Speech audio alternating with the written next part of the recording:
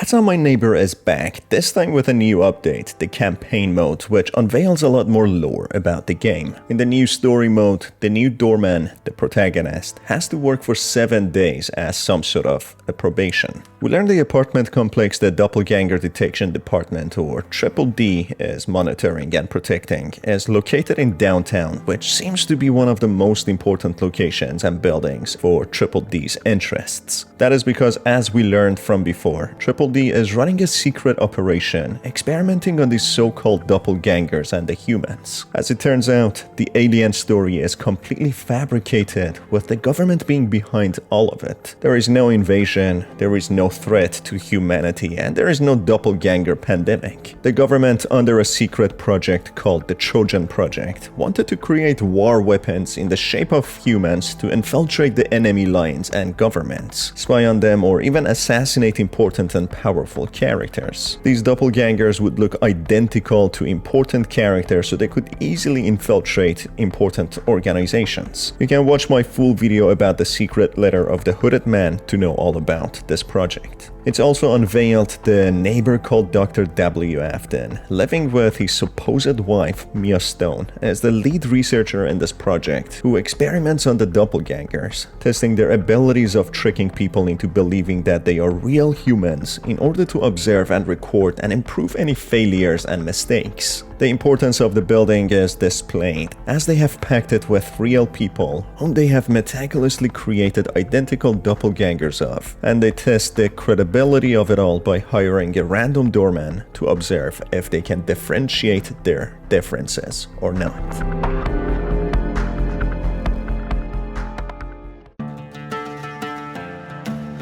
In one particular ending, if the doorman fails to recognize the doppelgangers accurately and lets in many of them into the building, he loses his life, alongside all the neighbors who have been infiltrated by several doppelgangers. Despite the doppelgangers being the creation of the government to work with them, as we learned from the secret letter, one aspect the government couldn't control and achieve fully was making the doppelgangers obedient. It's not fully clear if the doppelgangers are fully lab-synthesized creatures or if they had some sort of origin, which the humans manipulated and altered.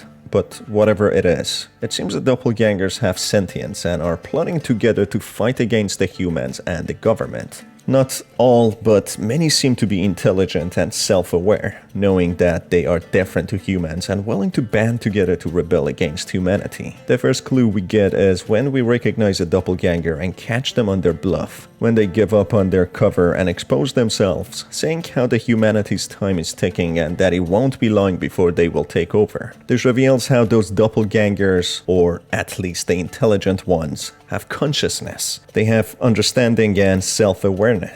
They can choose, and essentially they are their own conscious beings. Humans, in efforts of creating puppets to further their goals of infiltrating other countries and their enemy governments, create an abomination of a new species similar to humans, who seem to be even more powerful physically, able to even deceive and look identical, who are now fully self-aware and will only improve from now on. The government tried to improve the deception and ability to lie so much, making these entities to be able to speak any language and infiltrate any government organization so well that they became too intelligent and gained self-determination. The ending reveals how an entity on the body of Dr. Afton comes to the window and thanks the doorman for letting so many of them in. With the doorman's failure to keep them out, the doppelgangers manage to fully take control over the building, who are planning to band together and make proper plans before targeting the city, then the state, and then the country. The entity stops there, telling the doorman that he will join the rest of the humans, meaning that he will be killed, which leads to him dying, achieving the 6 feet under ending. By the looks of it, these doppelgangers, which the country created in order to protect their own country against foreign enemies, turns out to be their biggest threat, destroying them from within. And at this point, there's no stopping them, as they could very likely take over the entire world.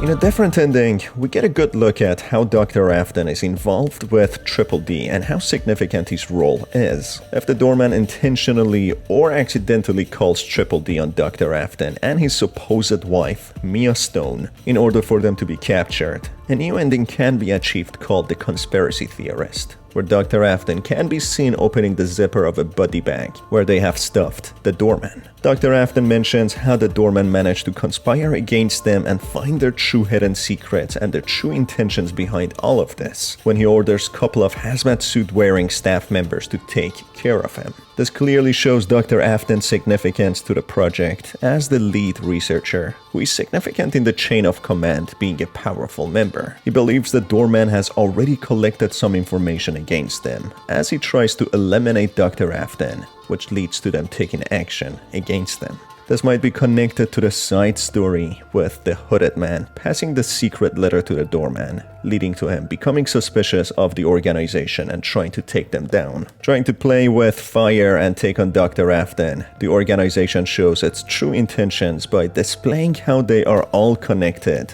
and that the Doorman is a threat needing to be neutralized.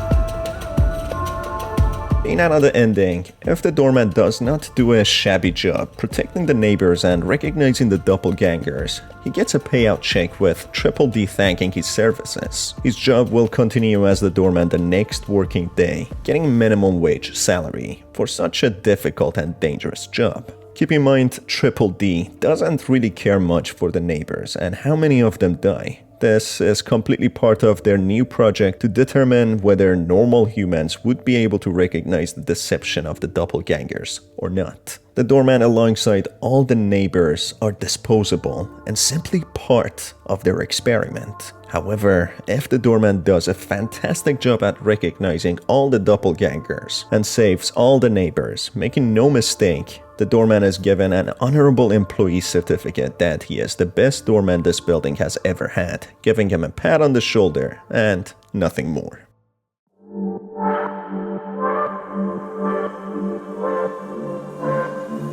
In a complete turn of events, if the Doorman exclusively mistakes the real neighbors for the doppelgangers and calls Triple D to eliminate them, this would lead to the Doorman getting arrested by the hazmat suit wearing staff, who inform him his performance has been the worst that they have ever seen, causing the death of so many neighbors, calling it indirect murder, removing him from his position as the Doorman and putting him behind bars. For a minimum paid job, this position sure has a lot of responsibilities and risks. This is an interesting little ending where the protagonist has to exclusively eliminate the real neighbors.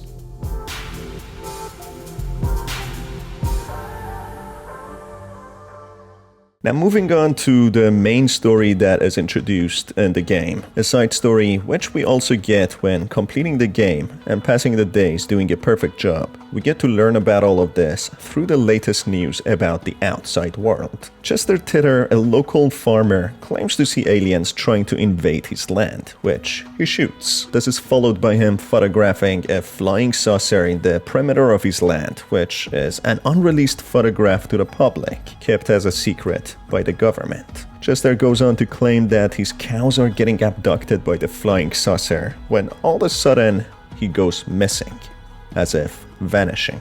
The concerned family reports him missing and desperately looks for him, with the government reporting on the news. It doesn't take long before Chester is found and returned to his household. However, the family reports he doesn't seem to be himself, as if being a different person, as he babbles nonsense. The authorities then go on to take him in order to treat him by professional doctors to rule out any brain damage. Despite professional help, Chester changes completely, having a different look and attire, claiming that he was abducted by the aliens and taken to the future into the 21st century society. The current time period of the game being 1955, it means he traveled at least 50 years into the future. Something that might act as a proof and evidence that he did actually go to the future is that the peace sign that he has on his shirt is only created in 1958, which is 3 years into the future from when the game is taking place. So maybe he did actually go to the future, or maybe it's just technology that the government is hiding.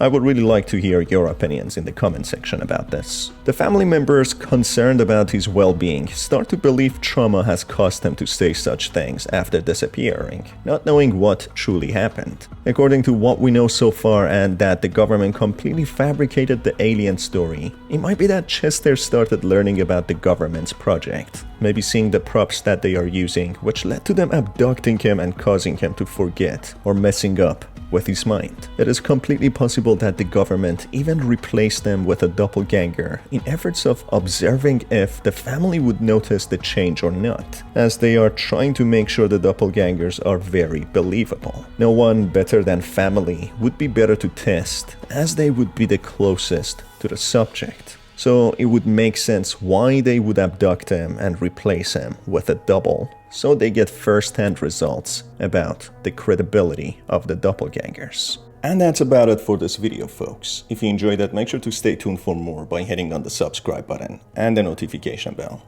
As always, it's been your host Star. Thanks for being here, and I will see you on the next one.